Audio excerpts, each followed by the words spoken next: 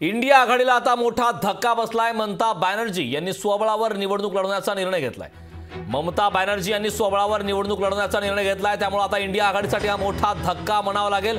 पश्चिम बंगालमध्ये स्वबळावर निवडणूक लढवणार असं तृणमूलच्या अध्यक्षा ममता बॅनर्जी यांनी घोषणा केली। तृणमूल काँग्रेसच्या पश्चिम बंगालच्या मुख्यमंत्री ममता बॅनर्जी यांनी इंडिया आघाडीला झटका दिलाय। त्यांनी पश्चिम बंगालमध्ये स्वबळावर लोकसभा निवडणूक लढवण्याचा निर्णय घेतलाय। त्यांनी स्वबळावर निवडणूक लढवण्याची घोषणा केली। टीएमसी आणि काँग्रेसमध्ये मागच्या काही दिवसांपासून जागा वाटपावरून वाद सुरू होता। ज्यावेळी दोन्ही पक्षांमध्ये एकमत झालं नाही त्यावेळी टीएमसीने एकट्याने लोकसभा निवडणूक लढवण्याचा निर्णय घेतलाय। तर ममता बॅनर्जी यांनी नेमकी काय प्रतिक्रिया यावरती दिली पाहूयात। আমার কোনো কথা হয়নি এবং আমি প্রস্তাব দিয়েছিলাম, ওরা প্রথম দিনই প্রত্যাখ্যান করেছে। তখন থেকে আমাদের দল সিদ্ধান্ত নিয়েছে আমরা বাংলায় একা চলব। ইভেন ওরা যে আজ থেকে র্যালি করেছে আমাদের একবার as a matter of country আমি ইন্ডিয়ার অ্যালায়েন্স আমাকে একবার জানিয়েছে দিদি আপনার রাজ্যে যাচ্ছি, না জানাইনি। সুতরাং আমার সাথে কোনো সম্পর্ক নেই বাংলার ব্যাপারে। অল ইন্ডিয়ায় কী করবো না করবো আপনার ইলেকশন ভাববো। আমরা সেকুলার পার্টি, আমরা বিজেপিকে হারানোর জন্য যা করা হবে। इंडिया गठबंधन का एक स्तंभ टीएमसी है।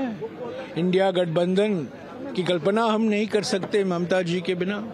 कल हम पश्चिम बंगाल में प्रवेश कर रहे हैं। सीट शेयरिंग की बातें चल रही हैं और कुछ ना कुछ रिजल्ट निकलेगा जो सभी को संतुष्ट रखेगा। आता आपल्याकडून बातमी कळते, थोडं मी त्यांचं काय नक्की ते म्हणाले ते वाचूनच त्याच्यावर रिॲक्ट करू शकतो। पण अर्थात आपण पाहता त्या देखील वाघिणीसारखे लढत आहेत तिथे, आणि पश्चिम बंगालमध्ये त्यांची जी लढत आहे ही फार महत्त्वाची आहे। ते म्हणून आता मी त्यांच्यात जास्ती काही रिॲक्ट करू नाही शकत, पहिलं वाचू द्या मला। ममता दीदी या इंडिया अलायन्सच्या अतिशय महत्त्वाच्या मार्गदर्शिका आणि आमच्या सगळ्यांच्या प्रिय नेत्या आहेत।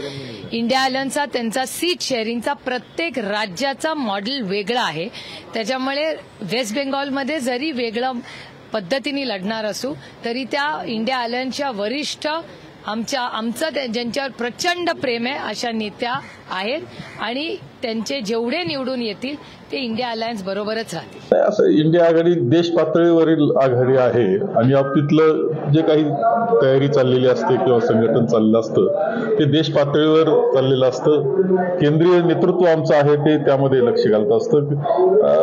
काही बातमी आली असेल ममताजींची तरी मला वाटत नाही, सर्व एकत्र पद्धतीनं आम्ही लढाई करू। इंडिया आघाडी एकत्र राहील।